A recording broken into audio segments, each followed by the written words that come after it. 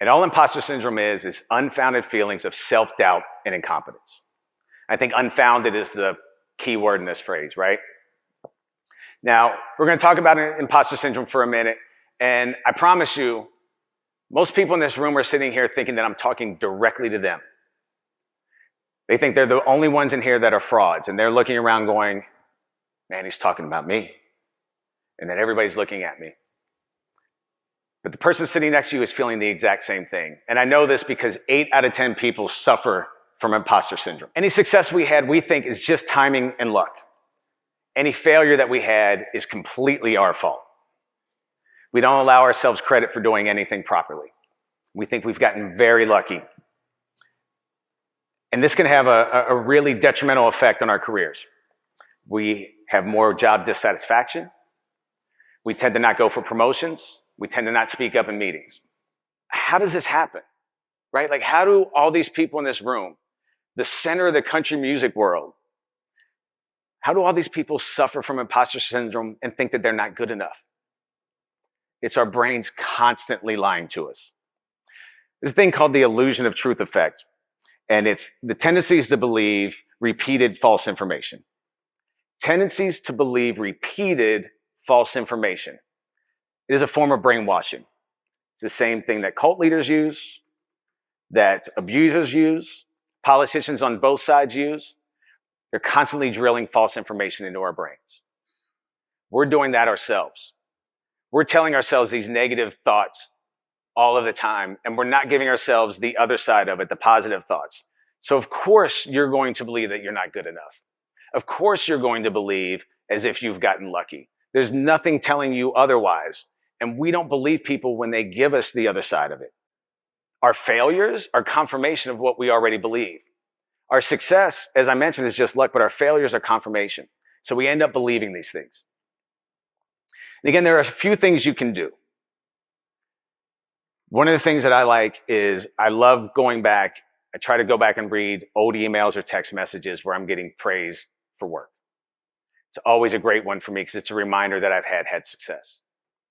I like to keep a list of accomplishments that I've had over my life. They can be big or small.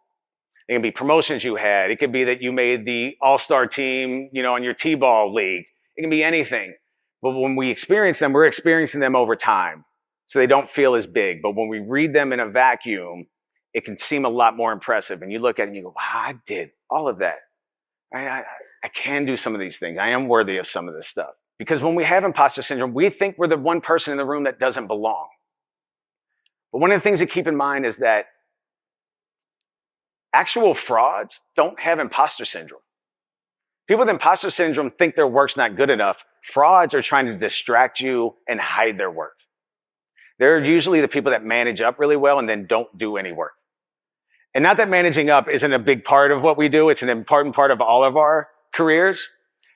But frauds only manage up, and they're great at it. So if you have imposter syndrome, just know you're not a fraud. You are absolutely not a fraud. One of my favorite things that I use is there's a sports psychologist named Todd Herman. And Todd wrote a book called The Alter Ego Effect. And what his theory is that we all have multiple alter egos. We're one way when we're around our friends. We're different than when we're around our parents, around children. And we move seamlessly in and out of these alter egos. But we can develop one for work. We can develop one for our careers. What are the attributes that you want to have when you go to work every day? What does that look like for you? What's the person that you want to be? Give it a name. Make that person a different name. Athletes do this all the time. Nearly every famous athlete has a nickname. Let's take Deion Sanders. When Deion Sanders is off the field, he talks about how he likes to go fishing, spend time with his family, ride bikes. But when he's on the field, he's prime time. He's brash, he's cocky, he dances. But he obviously has the ability to be that guy. But in order to bring it out, he needs to transform into prime time. Just the same as we have the ability to be successful in our careers, we just need to find a way to transform into that. So what if I told you that one of the greatest leaders of the 20th century not only had imposter syndrome, but used this same tool? That Martin Luther King Jr. had imposter syndrome. That when he would sit down to write a speech, he didn't feel distinguished until he put on a pair of non-prescription clear lens glasses to write his speeches. We need to put them on because he felt like his most distinguished self in those moments. Martin Luther King Jr. had imposter syndrome. That's crazy.